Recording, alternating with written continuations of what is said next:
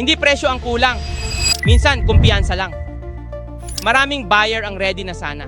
May budget, may interest, may intent. Pero umaatras pa rin.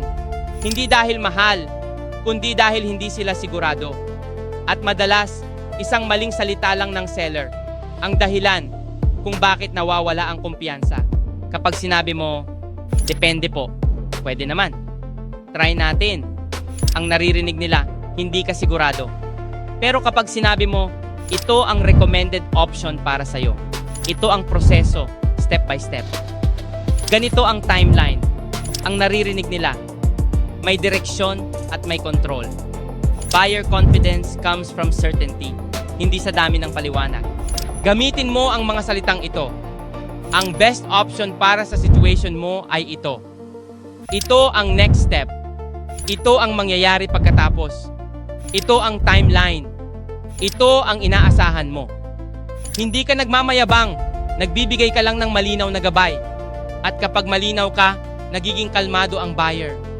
Buyers don't need hype, they need reassurance. At ang reassurance, nanggagaling sa tamang salita at sa tamang oras.